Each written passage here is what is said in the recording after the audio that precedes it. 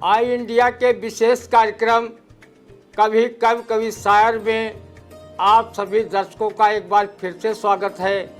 मैं हूं ज्ञान प्रकाश सिंह प्रतीक। आज हमारे स्टूडियो में मौजूद हैं देश के जाने माने कवि जो विभिन्न काव्य विधाओं में कविताएं लिखते हैं। उनकी कविताएं पूरे देश में सराही जाती हैं और बड़े गर्व का विषय है कि वो हमारे सीतापुर जनपद के गुजरामऊ ब्लॉक अंतर्गत रालामऊ के निवासी हैं और सेवानिवृत्त प्रधानाध्यापक है जो प्राथमिक जूनियर हाई स्कूल उत्तर थोक से सेवानिवृत्त भी हो चुके हैं।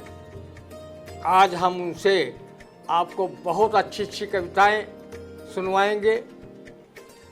मैं चाहूँगा हमारे दर्शकों के लिए दादा केदारनाथ शुक्ल जी कोई अपनी रचना पेश करें। उन्होंने बहुत उनके साहित्यिक खजाने में एक से बढ़ के कविताएँ हैं और उन्होंने एक कविता ये भी लिखी है जिसने स्वदेश के वीरों का ही बस पावन इतिहास लिखा। वीर रस के भी कवि हैं, श्रृंगार रस के भी कवि हैं, हास्य रस के भी कवि हैं और व्यंग की बहुत सुंदर रचनाएं करते हैं। हर क्षेत्र में उनको महारत हासिल है।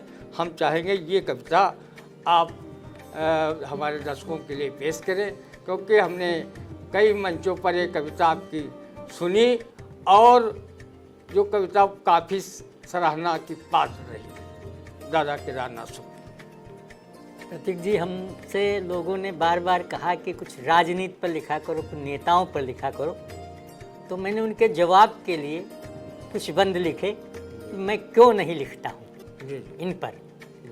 स्वागत है। कि जिसने स्वदेश के वीरों का ही बस पावन इतिहास लिखा, जिसने स्वदेश के वीरों का ही बस पावन इतिहास लिखा, अपनी स्वतंत्र धरती लिख दी, अपना स्वतंत्र आकाश लिखा, जिसने पतझड़ के सीने पर चढ़कर मधुर मधुमास लिखा, जिसने संकट की घड़ियों में अपना अविचल विश्वास लिखा, वह इन अस्तित्वहीन नेताओं की बोलो क्या बात लिखे, गंदी नाली के कीड़ों की बोलो कितनी औकात लिखे।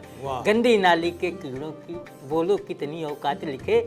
अरे जिसने लेखनी चलाई तो भारत का उन्नत भाल लिखा, वीरों की चाल चला लिखने तो उसमें बस भूचाल लिखा, जिसने कालिया नाग के भी फन पर नाचे गोपाल लिखा, सिंहों के दांत गिना करता वह वीर भरत सा लाल लिखा, वह उसी लेखनी से कौओं की जुड़ती हुई जमात लिखे, अथवा उल्लुओं गधों की यह फिर से आई बारात लिखे, अथवा उल्लुओं गधों की यह फिर से आई बारात लिखे।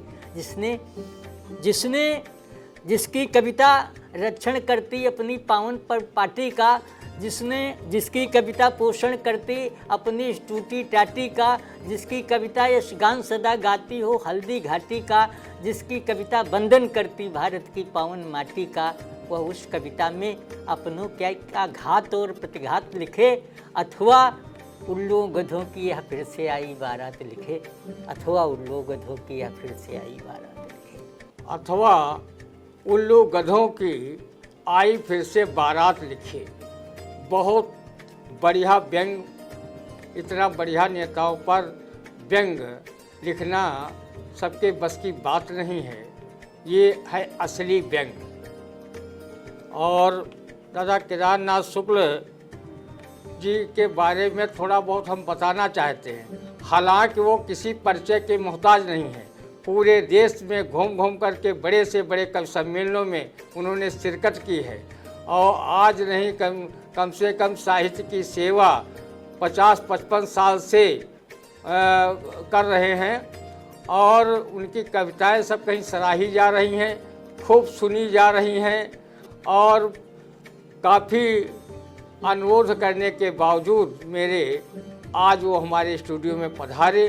ये हमारे स्टूडियो के भी गौरव की बात है, हम सबके गौरव की बात है कि आज वो हमारे स्टूडियो में हैं और आप सबको कविताएं अच्छी से अच्छी सुना रहे हैं।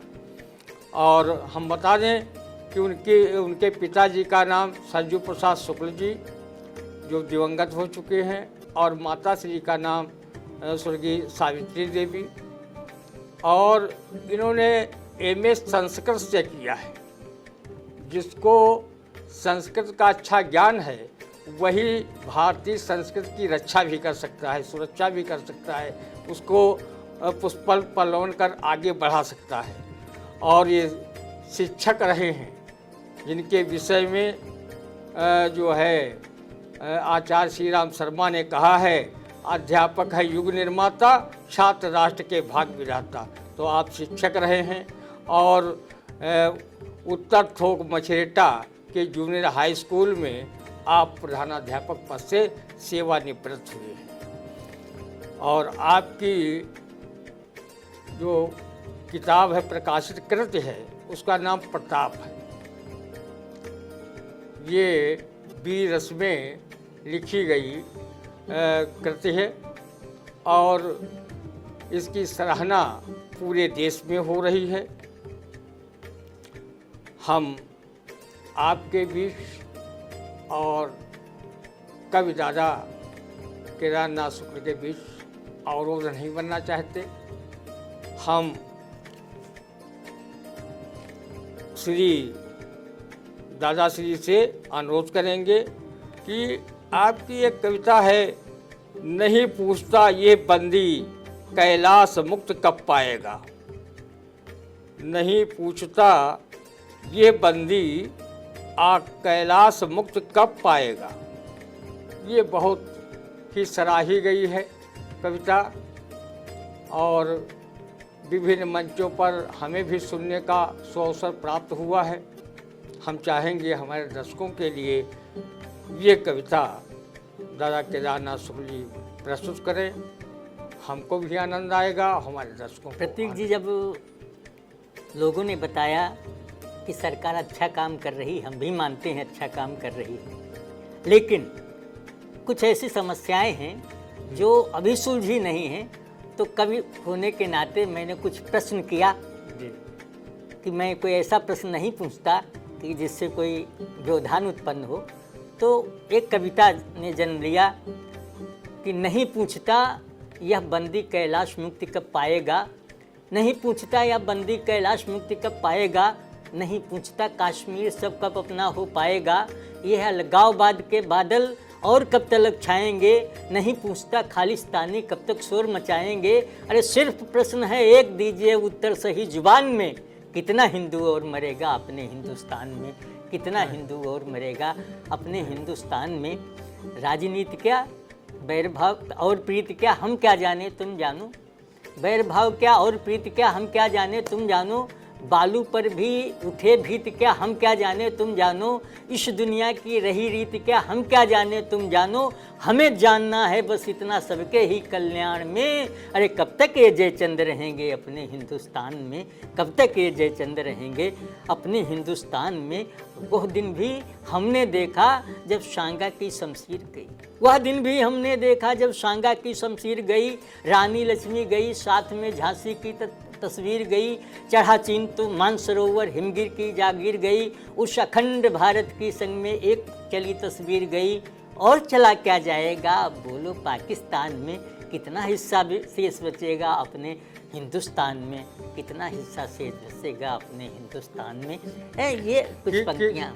कितना हिस्सा और बचेगा अपने हिंदुस्तान में कि कैलाश मानसरोवर पर आज कब्जा चीन का है और हमारे हिंदुओं का प्रमुख तीर्थ स्थल है और हम उसको आज तक छुड़ा नहीं सके हैं। ये प्रश्न हमारे दादा ने अपने काव्य कला के माध्यम से उठाया। बहुत ही सराहनीय कविता है और एक संदेश भी देती है हुक्मरानों को कि वो इस ओर भी अपना ध्यान लगाएं। बाकी तो सब चल ही रहा है। और हम बता दें कि दादा केदारनाथ शुक्ल जी को सैकड़ों पुरस्कार मिले हैं, सैकड़ों सम्मान मिले हैं, क्योंकि जो अच्छी कविताएं हैं दादा केदारनाथ शुक्ल जैसे जो है वरिष्ठ कवियों से ही सुनने को मिलती है। आजकल जब हर चीज़ में गिरावट आई है तो साहित्य में भी काफ़ी गिरावट आई है, लेकिन उस गिरावट की खानापूर्ति के लिए हमारे मध्य में दादा केदारनाथ शुक्ल जैसे कवि हैं जो साहित्य को, पुष्ट साहित्य को जीवंत रखे हुए हैं। और हम बता दें कि दादा केदारनाथ शुक्ल को संस्कार भारती सीतापुर द्वारा पुरस्कृत किया गया है, प्रज्ञालोक संस्था मोहम्मदी द्वारा सम्मानित किया गया है, सर्वजन हिताय संस्था लखनऊ द्वारा सम्मानित किया गया है, महिला कल्याण समिति बम्भौर द्वारा सम्मानित किया गया है, कविता लोक द्वारा सम्मानित किया गया है 2 बार, संस्कार भारती रामाभारी द्वारा नागरिक सम्मान से विभूषित किया गया है, हिंदी संस्थान द्वारा सर्जना पुरस्कार प्राप्त हुआ है और आलोक लोक सेवा संस्थान द्वारा काव्य भूषण की उपाधि से नवाजा गया है। तो ये तो प्रमुख आपके सम्मान हैं और हमेशा जहाँ जहाँ जाते हैं दादा केदारनाथ शुक्ल जी मंचों पर, वहाँ वहाँ सम्मानित होते हैं और इनकी कविताओं को सुन करके लोग स्वयं में गौरव की अनुभूति करते हैं। आज हमारे आई इंडिया के स्टूडियो में हैं तो हम लोग भी गौरव की अनुभूति कर रहे हैं। हम चाहते हैं कि दादा केदारनाथ शुक्ल जी की जब पाप पुण्य की छाती पर रखकर निज पाँव दबाता है, ये शीर्षक से कविता है आपकी, बहुत ही प्रसिद्ध कविता है।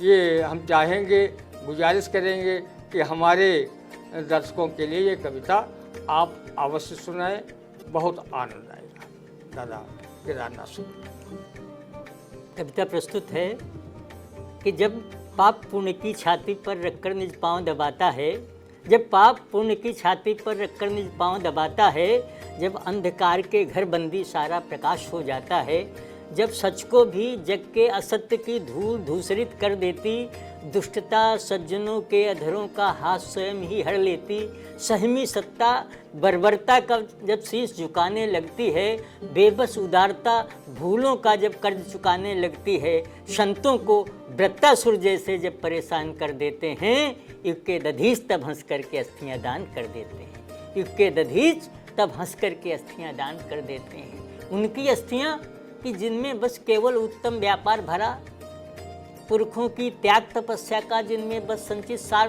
भरा, पुरखों द्वारा प्रदत्त जिसके अंदर संयत आचार भरा, अरे उपकार अपकार शब्द ही भूल चुके जिनमें केवल उपकार भरा, दीनों के लिए सदा जिनके अंदर है निश्चल प्यार भरा, सूना सूना सा लगता है जिनको भौतिक संसार भरा, ऐसे त्यागी ही असमय में अनुपन बलिदान किया करते और तन की क्या कहें अस्थियां तक वे अपनी दान किया करते, तन की क्या कहें अस्थियां तक वे अपनी दान किया करते, तन की क्या कहें अस्थियां तक दान किया करते।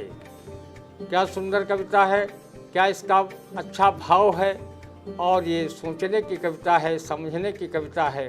कविता कोई ऐसी चीज़ नहीं है कि हर कोई उसका भाव और अर्थ लगा ले। जो साहित्यानुरागी हैं वो इसको बहुत ठीक ढंग से समझते हैं और आप लोग भी इसको समझने की कोशिश करें। बहुत ऊंचाई की कविताएं हैं ये। और हम आपको बता दें कि दादा केदारनाथ शुक्ल जी की एक कविता है, बताता इन्हें कोई है कि ये मद भरे प्याले हैं। ये श्रृंगार रस की कविता है। श्रृंगार रस बहुत ऊंचाई का रस है और इसके दो भाग हैं, संयोग रस और वियोग रस।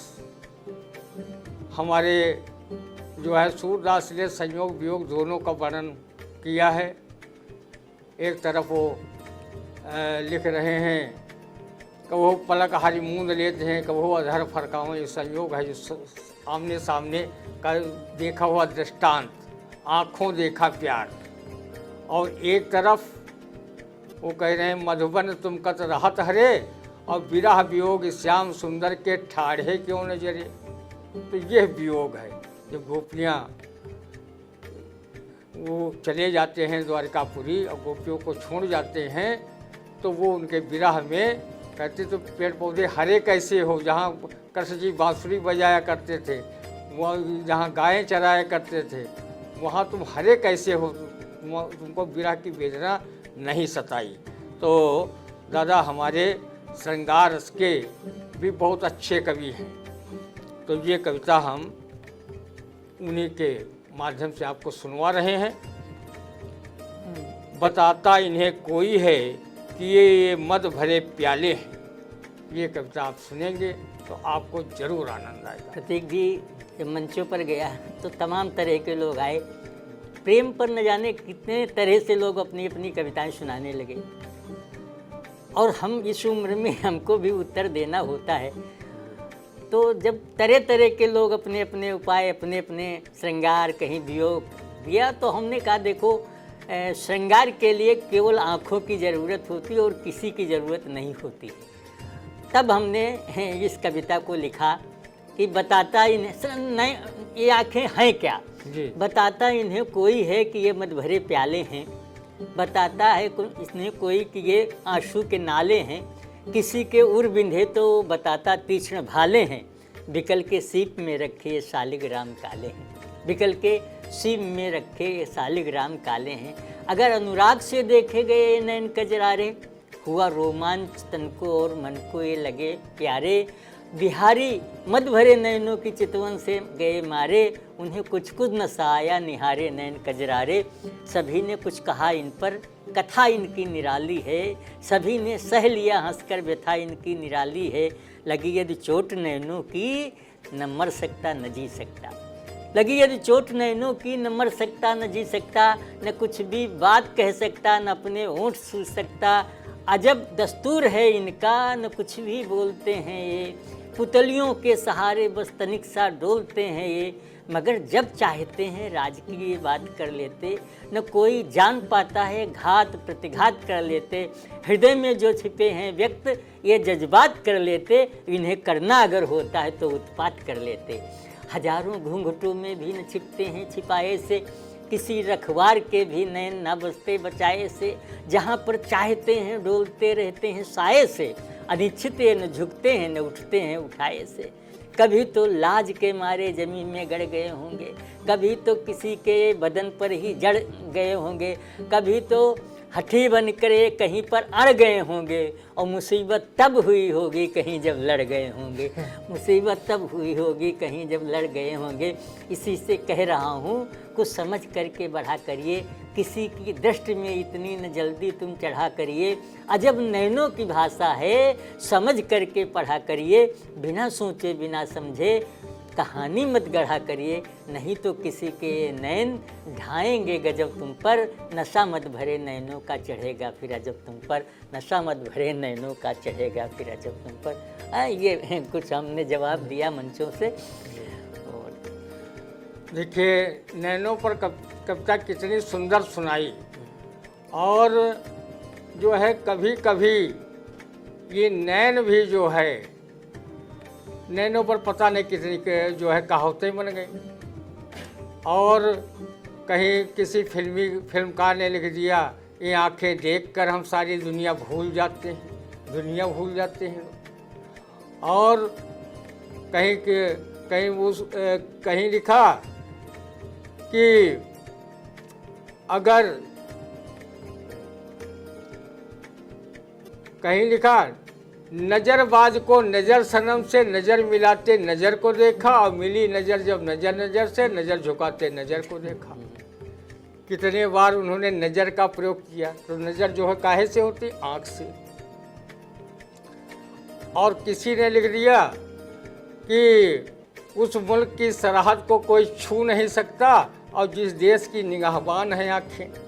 तो आँखों पर बहुत कुछ लिखा गया है, लेकिन राजा केदारनाथ शुक्ल जी ने जो प्रयोग किया है नैनों का, वो बहुत ही कठिन प्रयोग है। ये सबके बस की बात नहीं है कि ऐसी रचना बना दें, ये कोई हंसी खेल नहीं है, ना ये कोई कोरोना काल का कवि ही लिख सकता है। ये बहुत मंझे हुए और पुराने कवि हैं। इनके सानिध्य में हम लोगों ने थोड़ा बहुत लिखना और पढ़ना हमें आया। अभी पूरी कविता की तमीज़ मुझे भी नहीं है। और हम एक कविता आपको और सुनवाते हैं, फिर लेते हैं विदा। एक नेताजी एक चश्मे की दुकान पर आए। ये व्यंग है। व्यंग लिखना भी बहुत कठिन काम है कि आदमी पर व्यंग बाण भी चला दो, थोड़ी देर बाद सोचे तब उसका अर्थ लगा हुआ हो। तो ये है व्यंग, और उसके दिल तक उतर जाए वो है व्यंग। तो दादा ने बहुत अच्छे व्यंग लिखे हैं। उसमें एक नेताजी एक चश्मे की दुकान पे आए। देखिए, आप लोग भी व्यंग का आनंद उठाइए। बहुत अच्छा व्यंग है। दादा केदारनाथ शुक्ल जी, मैं आपसे अनुरोध करता हूं कि हमारे दर्शकों के लिए व्यंग जरूर सुनाएं। प्रतीक जी, व्यंग जो होता है वो आलपिन जैसा होता है जी जो चुभता है तो लेकिन दर्द ज़्यादा नहीं देता। जी और होता यह है कि वो मुस्कुराए भी और उसके अंदर दर्द भी आ जाए। हाँ। ये दोनों बात तभी हो सकती है जब व्यंग हो, मीठा दर्द। मीठा दर्द आ जाए, है ना, तकलीफ उसको अधिक न हो। तो मैंने एक नेताओं के लिए एक बहुत छोटी सी रचना ली कि कम पंक्तियों में उनको समझा दिया जाए। तो मैंने लिखा, एक नेताजी एक चश्मे की दुकान पर आए और चश्मे वाले से बड़बड़ाए, तूने कितना घटिया लेंस लगाया, इससे 1 महीने में भी इतना डिफेक्ट आया कि मैं पहले मीलों दूर खड़ा आदमी पहचान लेता था, उन पर ध्यान देता था। अब पास का भी खड़ा हुआ आदमी नहीं दिखाई देता है। हर आदमी कहता है बड़ा स्वार्थी नेता है। चश्मे वाला मुस्कराया। उसने नेताजी को समझाया, मेरे चश्मे में कोई नहीं डिफेक्ट है, ये आपके केवल विधायक बन जाने का इफेक्ट है। मेरे चश्मे में कोई नहीं डिफेक्ट है, ये केवल आपके विधायक बन जाने का इफेक्ट है। आप तब तक दूसरा चश्मा ले जाएं, इसको अपनी आँखों पर लगाएं। इसमें बड़ा ही सस्पेंस है क्योंकि इसका फोटोक्रोमिक लेंस है। ये मौसम के मिजाज को देखकर दूर से बदलता है। आजकल नेताओं पर बहुत ज़्यादा चलता है। 5 साल बाद फिर आना, तब यही चश्मा फिर ले जाना, तब इसके भाग्य फिर जगेंगे और आपको पहले से भी दूर के आदमी दिखने लगेंगे। लेकिन वो आदमी तुम्हें पहचान पाए, इसकी कोई गारंटी नहीं है। इसीलिए चश्मे की कोई वारंटी नहीं है। इसीलिए चश्मे की कोई वारंटी नहीं है। इसीलिए चश्मे की कोई वारंटी नहीं है। वाह, बहुत सुंदर व्यंग। और दादा केदारनाथ शुक्ल जी आज स्टूडियो में पधारे, मैं उनका बहुत बहुत आभार व्यक्त करता हूँ आई इंडिया की ओर से, सभी दर्शकों की ओर से। मैं भी आई इंडिया परिवार और भाई प्रतीक जी, आपको बहुत बहुत धन्यवाद देता हूँ कि आपने अपने स्टूडियो में हमें आने का अवसर प्रदान किया। बहुत बहुत धन्यवाद। और दर्शकों से अपील है कि जो है दादा केदारनाथ शुक्ल जी की ये कविताएं सुने, और जिन लोगों ने आई इंडिया चैनल को सब्सक्राइब न किया हो कर लें, कमेंट करें, लाइक करें। नमस्कार।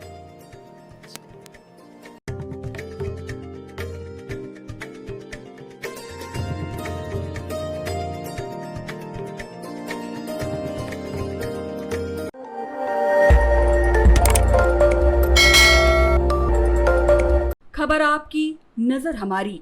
देखते रहिए आई इंडिया।